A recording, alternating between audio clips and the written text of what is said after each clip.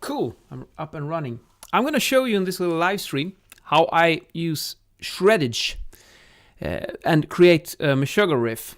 Because I got a question about how I use Shreddage, and I thought, well, what the hell? I might as well just do a little tutorial and show you how I do this. Now, I used to work a lot in Cubase back in the days. Now I haven't used it as much, so I'm not quite up to speed with all the controls and stuff, but I think most of it is somewhere in the back of my head, so we'll see how this goes. Anyway, first, you need to add an instrument here. So let's add, oh wait, no, that's not what I want to do. Add instrument track. And then we choose contact here.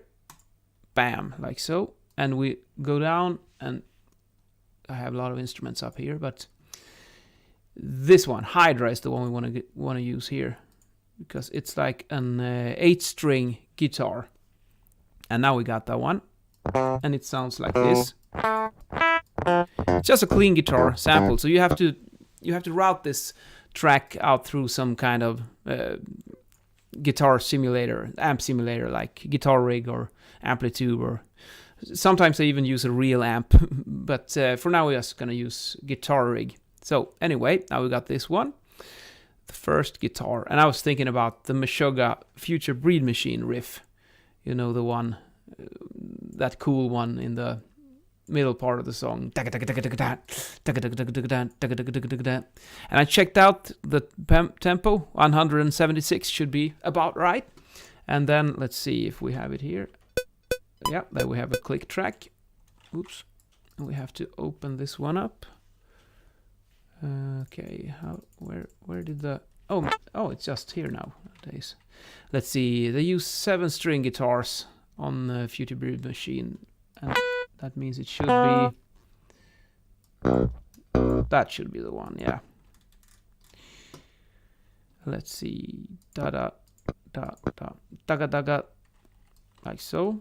And we're just gonna find a good velocity, because this one is, oh, no sound.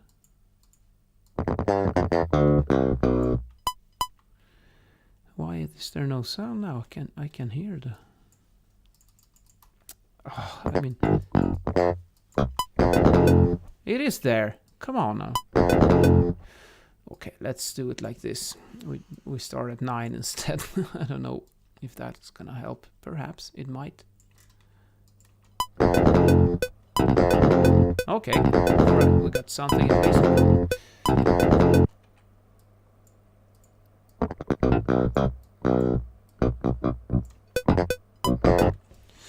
I'm gonna do some taka taka ta ta ta ta ta ta ta ta ta ta ta. That should be okay. Now we're getting there, and then we have to get it.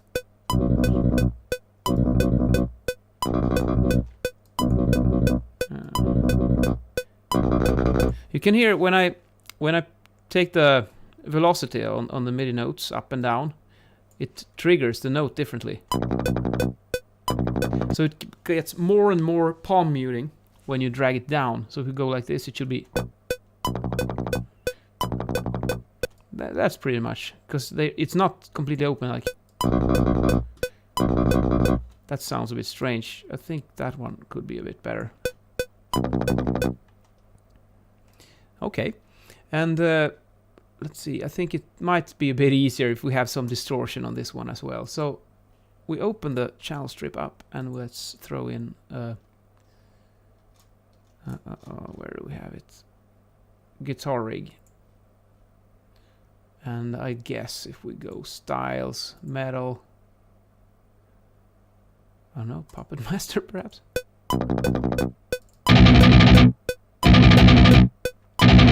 Maybe.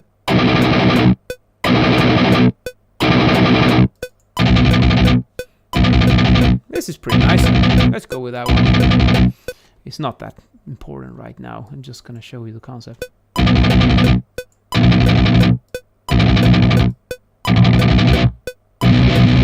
See, this sounds strange.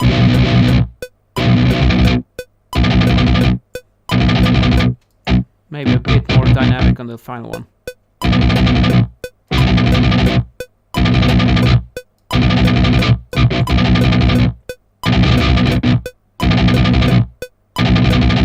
Like so. Okay, and then we just see what is the hotkeys for this. Yeah, control arrow. Then I can do it like so.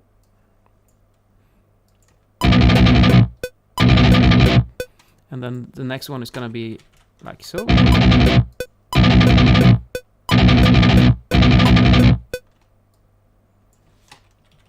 And the next one, I guess, should be around here.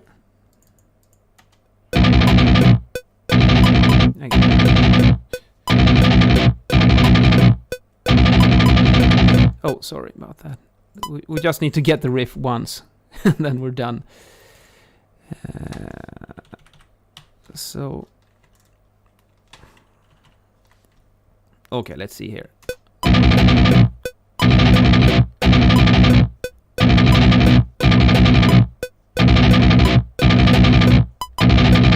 Oh, and the loop point was...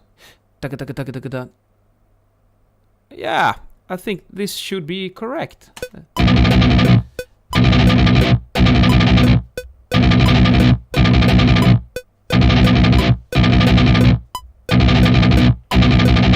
Yeah, there we have it.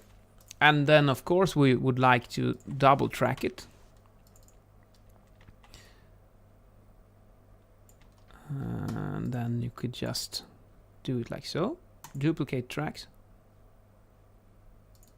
And we call this one Guitar 2. And the first one should be Guitar 1. Okay, Swedish, like guitar is spelled like this. And then one thing I like to do is just get it a bit organized. So let's see if in English. I always write them in Swedish. So what's it called? Rhythm guitar. A little folder track, and then we can put them inside there. And then we just, let's hard pan them, one to each side. Now there's some strange things going on with my audio setup now, so I don't think the panning is not gonna work as I would like them to do. But at least you will get something. Yeah, and then one thing that's probably quite important is that we open the second guitar here to look at this settings here. You see here, multi-tracking, and you can have up to 4 guitars. And when I choose the second one here on guitar 2, at least that's how I think it works, is that it makes sure to use different samples, because if you have 1 and 1 on the second track, you might end up having the exact same samples triggered in both left and right, and that's gonna sound crap.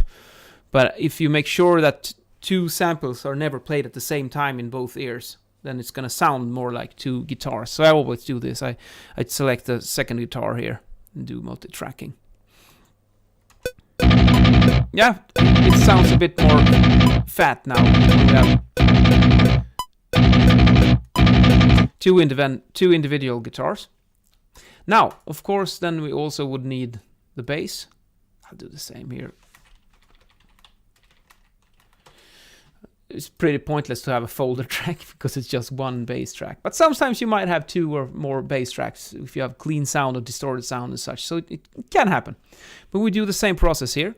Add instrument track, contact. And then we go here. And let's go down to Shreddage once again. And then we take Shreddage Abyss. Or Abyss maybe it's called. Pardon my English. This is pretty cool. A really fat bass sound. There we have it. I can even do multi-tracking on the bass. That's insane. But what we can do here, let's drag and drop it inside the folder and name it bass. And then I think we could just grab this one, maybe control out like so. Let's steal it from the guitars.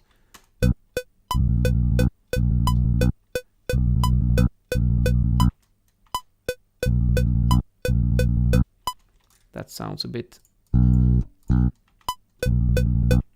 sounds a bit awkward. Maybe we need to do something about the dynamics here.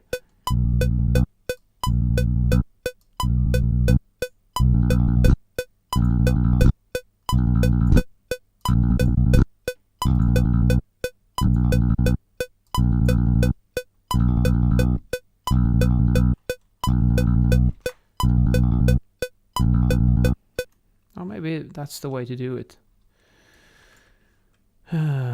I think I'll recreate it. Now I'm just oh, sorry about that. I just want to do a quick one here. Let's see if I'm right. So you could work with the dynamics more and get it better, of course, but for now this will do. Okay, there's where it goes. So, well, this should be the whole track. Now we have the bass as well.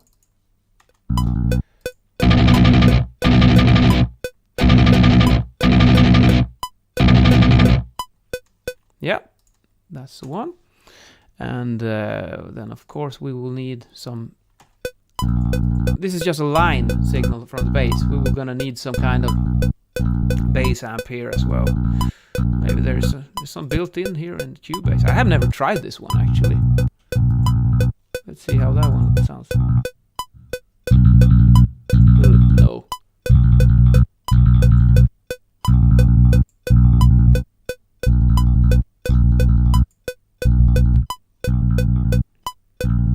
Yes, that could do. We can try also with guitar rig. I think it's got some decent bass rig.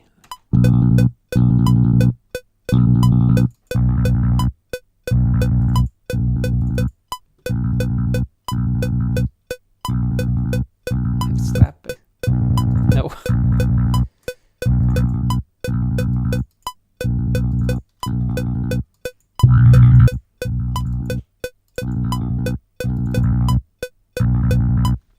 Yes, maybe this one.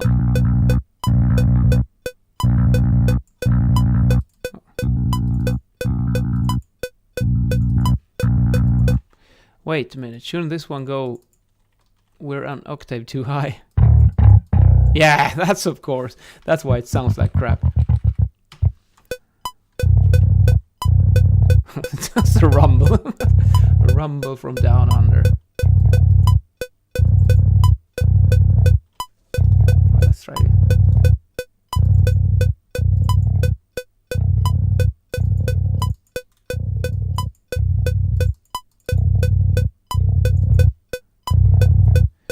You could do like this. If you can't decide, we can just add the other one as well and see which one sounds better. Let's try it again. Bass amp.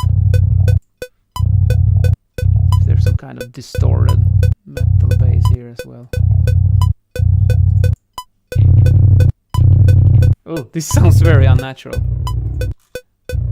Well, this sounds like shit. No, let's get rid of it. Maybe if you tweak it, we do like... Guitar rig might be the one for us now. Okay, so here's the next one. I usually also do it like this. I want to do a group track, and maybe they even made a little... Add group channels to select. I just select the guitars, add a group channel, stereo out. Call this one rhythm guitar. Bam.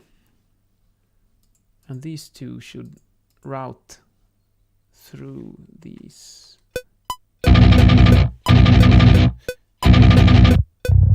Oh. Where have they moved the... Oh, okay, routing. Maybe up here. This one should not go to stereo. Guitar 1 and guitar 2 should be routed out to groups rhythm guitar, like so.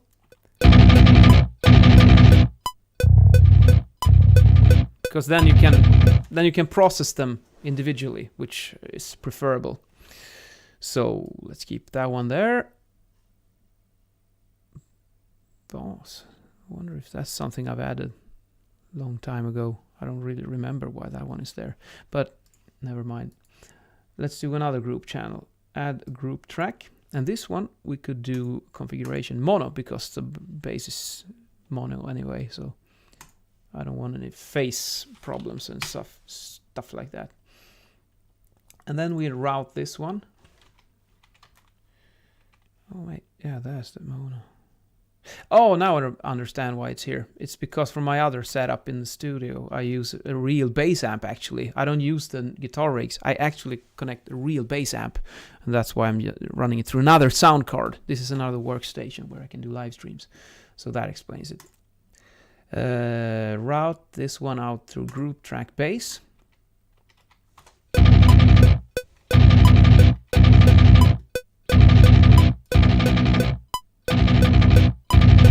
There we have that one.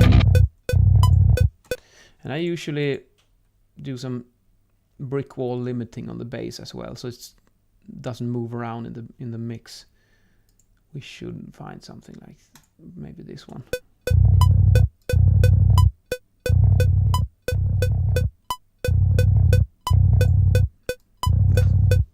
Like so. Crush it totally.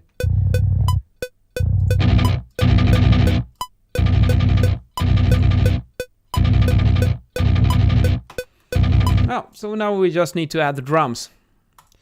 And we'll do the same process as well. Let's see.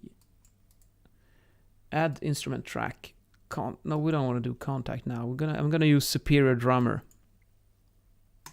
Bam. And I have one of these presets. Let's see. Was it Metal Machinery or was it Metal Foundry? I don't really remember. Let's see. Here. Bleed. A preset made by Fredrik Torendal. That's pretty appropriate. Yeah, let's go with this one. And we don't even touch the settings. We just use it. And then we're gonna put out a little track here.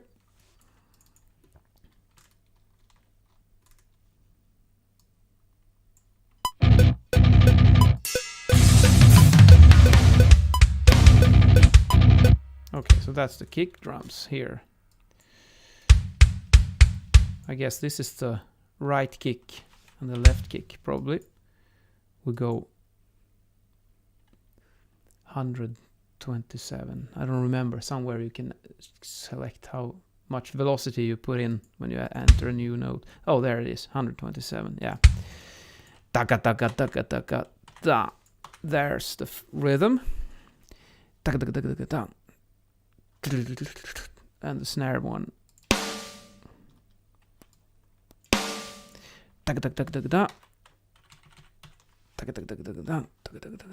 Well, let's add the kick drums first, and we'll do the snare separately.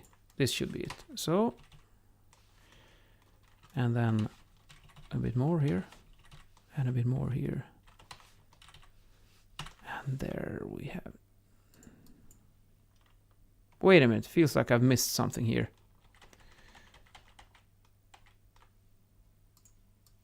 Yeah, this one should be there. This looks about right, yes?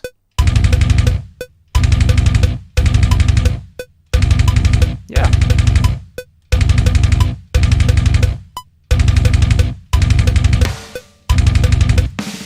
Yeah, let's add the snare.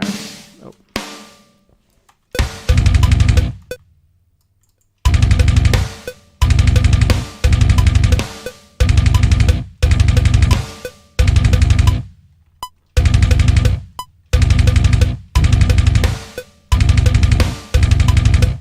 Oh, a bit too early here.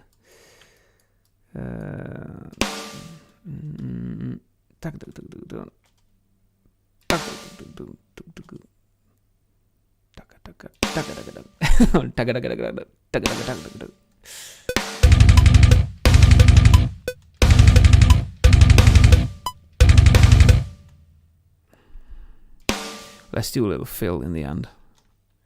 And let's see. I don't remember if it's this one goes on a China or if it's on a hi-hat.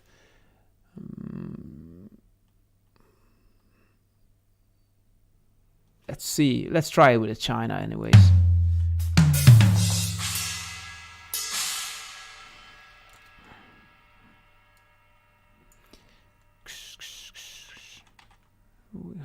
symbols do we have? I'm just gonna check them out.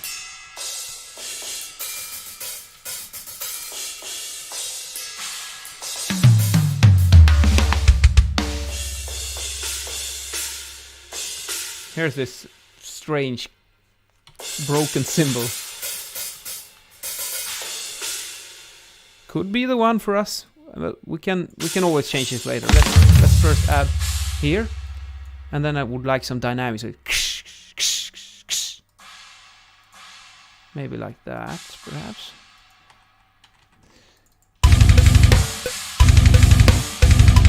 It's a bit too stiff. Maybe that one.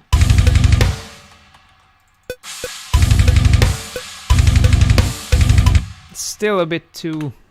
doesn't feel right.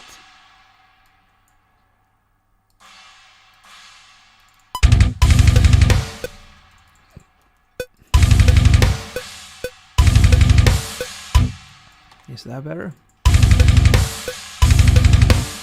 I still want to get those in-between notes. Should be a bit more... really, just so you can hear them, but not more. That sounds better.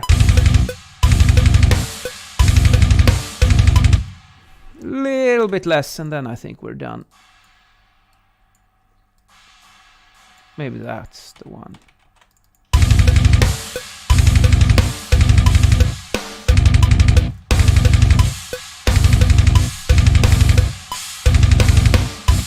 I want to do some...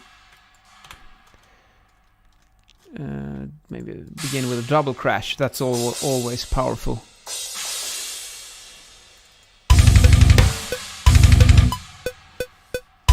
So, you know, you start with that one, and then we want to do, well, not a grab, but a crash. Oops, that's not my intention.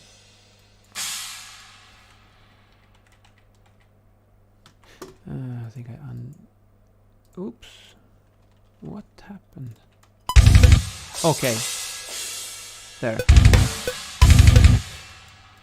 This one, crash 1, and this one, full power, crash 2. Now I think we have the riff, and let's do like that, then we can duplicate it easily.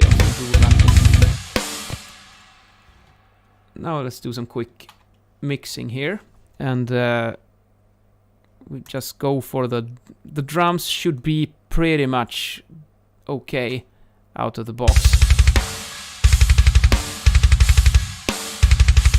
Let's see, we get some... It's a bit too much power in them. I don't want it to peak. Let's add the bass.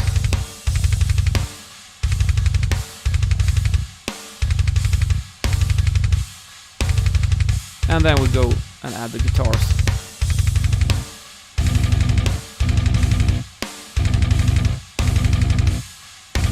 Yeah. I have some nice... just looking for some kind of preset here. If there is a bit more scooped sound, it sounds so much... There's so much mid-range in here. I think I should have some kind of channel strip. I like the Waves SSL channel strip. I don't think I have it on this computer. Maybe I have something that could suffice instead. Oh, let's do the Cubase built-in. Should be enough.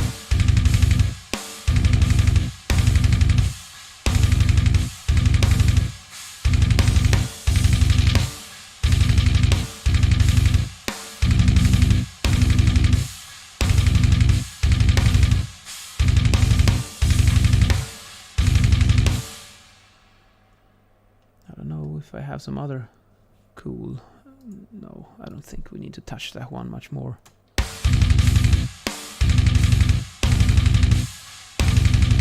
Let's do some little limiter up here as well.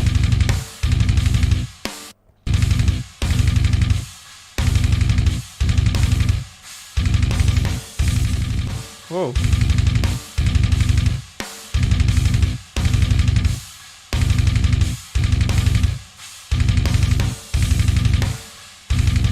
Yeah. This is not a mixing tutorial. I just wanted to create a riff and show you how I do it with Shreddage Abyss and Hydra, double-tracked guitars, hard pan to each side, bass in the middle, and then I just created the drum tracks. So this is pretty good. If you want to do some, if you want to learn the song and rehearse it, this is perfect. This is how I usually do it myself when I want to learn a song. I track it in Cubase like this. I listen to the song on the side, or sometimes I even import it into the Cubase project, and then I listen by ear, and then I just recreate what I hear, like what you see here. You go riff by riff by riff, and then when you got it like this, you can always now if you want to practice this Meshuggah riff, for instance, let's get down the tempo to 176. If you just want to get it in your head now. Now it's much easier to practice, and then you can just add a bit more as you